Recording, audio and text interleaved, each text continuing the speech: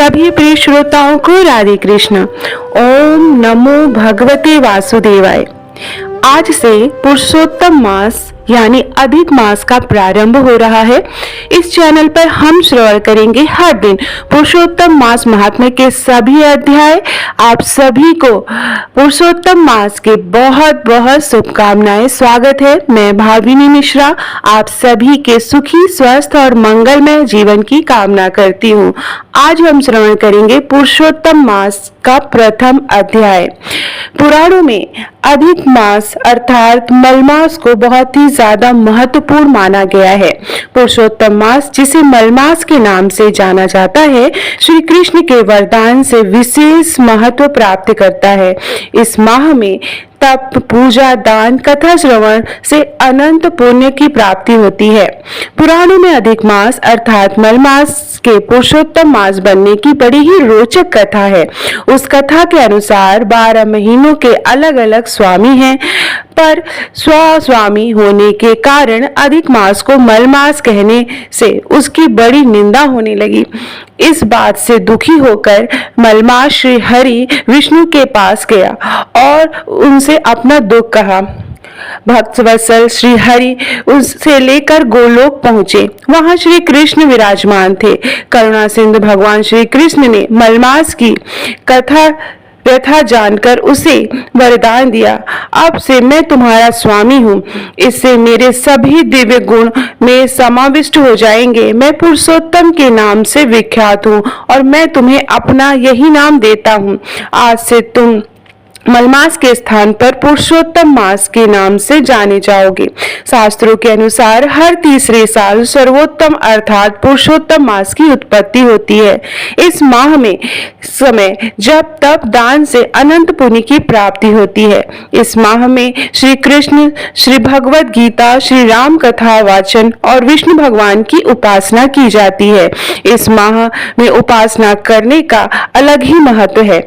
इस माह में तुलसी अर्चना करने का भी विशेष महत्व बताया गया है। पुरुषोत्तम मास में कथा पढ़ने सुनने से भी बहुत लाभ प्राप्त होता है। इस माह में धरती पर शयन, एक ही समय भोजन करने से अनंत फल मिलता है। सूर्य की 12 संक्रांति के आधार पर वर्ष में 12 माह होते हैं। प्रत्येक 3 वर्ष के बाद पुरुषोत्तम मास आता है। पंचांग के अनुसार सारे तिथि वार योग करण नक्षत्र के अलावा सभी मास के कोई न कोई देवता स्वामी है, परंतु पुरुषोत्तम मास का कोई भी स्वामी न होने के कारण सभी मंगल कार्य, शुभ कार्य और पितृ कार्य वर्जित माने जाते हैं। दान, धर्म, पूजा का महत्व शास्त्रों में बताया गया है कि यह माह व्रत, उपासना, दान, पूजा, यज्ञ, हवन और ध्यान करने से मनुष्य के सारे पापों कर्मों का क्षय होकर उन्हें कई गुना पुण्य फल प्राप्त होता है। आइए अब हम श्रवण करते हैं पुरुषोत्तम मास महात्म्य का अध्याय 1। प्रेम से बोलेंगे ओम नमो भगवते वासुदेवाय। नैमिष सारण में ऋषियों का यज्ञ हेतु संगम, सूत जी और सुखदेव जी का स्वागत, उनकी दिव्यता, भक्ति, ज्ञान और तीर्थ यात्रा के महत्व पर आधारित आध्यात्मिक संवाद का वर्णन किया गया है।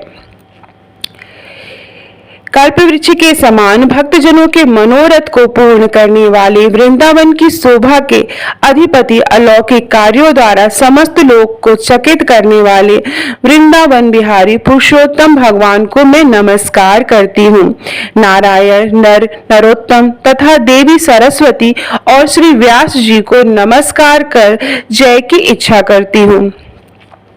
यज्ञ करने की इच्छा से परम पवित्र नैमिष सारण के आगे कहे गए बहुत से मुनि आए, जैसे अशित, देवल, पैल, सुमंतु, पीपलावन, सुमति, कश्यप, जाबली, भृगु, अंगीरा, वामदेव, सुतिक्षण, सरभंग, पर्वत, आपस्तभ, मांडव्य, अगस्त्य, कात्यायन, रथोत्तर, ऋष, कपिल, रंभा, गौतम, मृदुल, कौशिक, मालव, क्रतु, अत्रि, बधु, त्रित, शक्ति, बुद्ध, बौद्धयन, वसु, कौंडिन्य, पृथ, हरित, धूम, शंकु, संस्कृति, सनी, विभांडक, पंक, गर्ग, करांग, जगदनी, भरद्वाज, धूपम, मौन, भार्गव, कर्कश, शौनक तथा महातपस्वी शातनंद, विशाल, विष्णु, जर्जर, जय, जंगम, पार, पाशधर, पूर, महाकाय, जैमिनी, महाग्रीव, महाबाहु, महोदर, महाबल, उद्दालक, महासेन, आर्थ, आमल प्रिय, ऊर्ध्वबाहु, ऊर्ध्वपात, एकपाद, दूरधर, उग्रशील, जलाशी, पिंगल, अत्रि, ऋषु, शांडिर, करुण, काल, कैलव्य, कलाधर, श्वेतबाहु, रोमपाद, कद्रु, कालनिद्रुग्र, श्वेतांबर, आद्य, सरभंग, पृथ्वीश्रवस आदि शिष्यों से सहित यह सब ऋषि अंगों सहित वेदों को जानने वाले, ब्रह्मनिष्ठ, संसार की भलाई तथा परोपकार करने वाले, दूसरों के हित में सर्वदा तत्पर, श्रौत स्मार्त कर्म करने वाले, नैमिषारण्य सारण में आकर यज्ञ करने को तत्पर हुए। इधर तीर्थ यात्रा की इच्छा से सूत जी अपने आश्रम से निकले और पृथ्वी पर भ्रमण करते हुए उन्होंने नैमिषारण्य सारण में आकर शिष्यों से सहित समस्त मुनियों को देखा। संसार समुद्र से पार करने वाले उन ऋषियों को नमस्कार करने के लिए पहले से जहां वे इकट्ठे थे वहीं प्रसन्न चित्त सूत जी भी आ पहुंचे। इनके अनंत प्रेम की लाल छाल को धारण करने वाले, प्रसन्न मुख, शांत, परमार्थ विशारद, समग्र गुणों से युक्त, संपूर्ण आनंदों से परिपूर्ण, ऊर्ध्व पुंडरीधारी, राम नाम मुद्रा से युक्त, गोपी चंदन मृतिका के दिव्य शंख चक्र का छापा लगाए, तुलसी की माला से शोभित, जटा मुकुट से भूषित, समस्त आपत्तियों से रक्षा करने वाले, अलौकिक चमत्कार को दिखाने वाले, भगवान के परम मंत्र को जपते हुए समस्त शास्त्रों के सार को जानने वाले, संपूर्ण प्राणियों के हित में संलग्न, जितेंद्रिय तथा क्रोध को जीते हुए, जीवन मुक्त जगत गुरु श्री व्यास जी की तरह और उन्हीं की तरह निष्प्रिय आदि गुरु से युक्त तो उनको देखकर नैमिषारण्य सारण में रहने वाले समस्त महर्षिगण सहसा उठ खड़े हुए। विविध प्रकार के विचित्र कथाओं को सुनने की इच्छा प्रकट करने लगे। तब नम्र स्वभाव से सूत जी प्रसन्न होकर सब ऋषियों को हाथ जोड़कर बारंबार दंडवत करने लगे, प्रणाम करने लगे। ऋषि बोले, हे सूत जी, आप चिरंजीव तथा भगवत हो। हम लोगों ने आपके योग्य सुंदर आसन लगाया है। हे महाभाग, आप थके हैं, यहाँ बैठ जाइए। ऐसा सब ब्राह्मणों ने कहा। इस प्रकार बैठने के लिए कहकर जब सब तपस्वी और समस्त जनता बैठ गई, तब विनय पूर्वक तपोवृद्ध समस्त मुनियों के बैठने की अनुमति लेकर प्रसन्न होकर आसन पर सूत जी बैठ गए। तदंतर सूत जी को सुख पूर्वक बैठे हुए तथा श्रम रहित देखकर पुण्य कथाओं को सुनने की इच्छा करने वाले समस्त ऋषि यह बोले, हे सूत जी, हे महाभाग, आप भगवान हैं। भगवान व्यास के वचनों के हार्दिक अभिप्राय को गुरु की कृपा से आप जानते हैं। क्या आप सुखी तो हैं? आप बहुत दिनों के बाद कैसे इस वन में पधारे? आप प्रसन्नता के पात्र हैं। हे व्यासधीर शिरोमणे, आप पूज्य हैं। इस आसार संसार में सुनने योग्य हजारों विषय हैं, परंतु उनमें श्रेय कर थोड़ा सा और सारभूत जो हो वह हम लोगों से कहिए। हे महाभाग, संसार समुद्र में डूबते हुए को पार करने वाला तथा शुभ फल देने वाला आपके मन में निश्चित विषय जो हो हम लोगों से कहिए। हे अज्ञान रूप अंधकार से अंधे हुए ज्ञान रूप चक्षु देने वाले, भगवान की लीला रूपी रस से युक्त परमानंद का कारण, संसार रूपी रोग को दूर करने में रसायन के समान जो कथा सार है वह शीघ्र ही कहिए। इस प्रकार सौनक आदि ऋषियों के पूछने पर हाथ जोड़कर सूत जी बोले, हे समस्त मुनियों, मेरी कही हुई सुंदर कथा आप लोग सुनिए। हे विप्रो, पहले मैं पुष्कर तीर्थ को गया। वहां स्नान करके पवित्र ऋषियों, देवताओं तथा पितरों को तर्पण आदि से तृप्त करके तब समस्त प्रतिबंधों से दूर करने वाली यमुना के तट पर गया। फिर क्रम से अन्य तीर्थों में जाकर गंगा तट पर गया।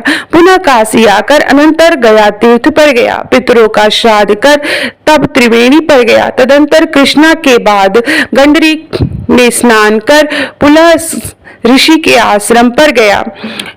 धेतुमती में स्नान पर फिर सरस्वती के तीर्थ पर गया। वहां हे विप्रो त्रिरात्रि उपवास कर गोदावरी गया। फिर कृतमाला, कावेरी, निर्विद्या, ताम्रपर्णिका, तापी, व्याहायसी, नंदा, नर्मदा, शर्मदा नदियों पर गया। पुनः चर्मवती में स्नान कर पीछे सेतु बंधु रामेश्वरम गया।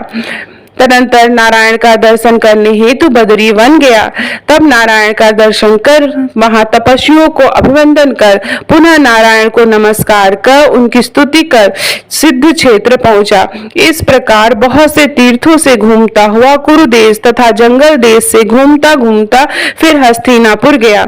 हे द्विजो, वहां पर यह सुना कि राजा परीक्षित राज्य को त्याग कर बहुत ऋषियों के साथ परम पुण्य प्रद गंगा तीर गए हैं और उस गंगा तट पर बहुत से सिद्ध हैं भूषण, जिन्हें ऐसे योगी लोग और देवर्षि वहां पर आए हैं। उनमें कोई निराहार, कोई वायु भक्षण कर, कोई जल पीकर, कोई पत्ते खाकर, कोई श्वास की ही और आहार है, कोई फलाहार कर और कोई फेन का आहार कर रहते हैं। हे द्विजो, उस समाज में कुछ पूछने की इच्छा से हम भी गए। वहां ब्रह्म स्वरूप भगवान महामुनि व्यास के पुत्र, बड़े तेज वाले, बड़े प्रतापी श्री कृष्ण के चरण कमलों को मन में धारण किए हुए श्री शुकदेव जी आए। उन 16 वर्षों के योगी राज संघ की तरह कंठ वाले, बड़े लंबे चिकने बालों से घिरे हुए मुख वाले, बड़ी पुष्ट कंधों से संधि वाले, चमकती हुई कांति वाले, अवधूत रूप वाले, ब्रह्म रूप हुए लड़कों से घिरे हुए, मच्छिकाओं से जैसे मस्त हस्ती घिरा रहता है उसी तरह धूल हाथ में ली हुई स्त्रियों से घिरे हुए सर्वांग धूल रमाए महामुनि शुकदेव को देखकर सब मुनि प्रसन्नता पूर्वक हाथ जोड़कर सहसा उठ खड़े हुए। इस प्रकार महामुनियों द्वारा सकृत भगवान शुक्र को देखकर पश्चाताप करती हुई स्त्रियां और के बालक जो उन्हें चिढ़ा रहे थे दूर ही खड़े रह गए और भगवान शुक को प्रणाम करके अपने अपने घरों की ओर चल दिए। इधर मुनि लोगों ने सुखदेव को के लिए बड़ा ऊंचा और उत्तम आसन बिछाया। उस आसन पर बैठे हुए भगवान शुक को कमल की कर्णिका को जैसे कमल के पत्ते घेरे रहते हैं उसी प्रकार मुनि लोग उनको घेर कर बैठ गए। यहाँ बैठे हुए ज्ञान रूप महासागर के चंद्रमा भगवान महामुनि व्यास जी के पुत्र सुखदेव ब्राह्मणों द्वारा की हुई पूजा को धारण कर तारागणों से घिरे हुए चंद्रमा के समान शोभा पा रहे थे। इत्र श्री पुरुषोत्तम महात्म्य प्रथमो अध्याय समाप्तम। प्रेम से बोलेंगे ओम नमो भगवते वासुदेवाय। आगे भी कल मैं द्वितीय अध्याय आपको श्रवण कराऊंगी। मेरे चैनल को प्लीज सब्सक्राइब कर लीजिए। पुरुषोत्तम मास में हम श्रवण करेंगे पुरुषोत्तम मास महात्म्य की सभी कथाएं। बहुत बहुत धन्यवाद यह वीडियो देखने के लिए। कमेंट बॉक्स में राधे कृष्णा अवश्य लिखिएगा। धन्यवाद।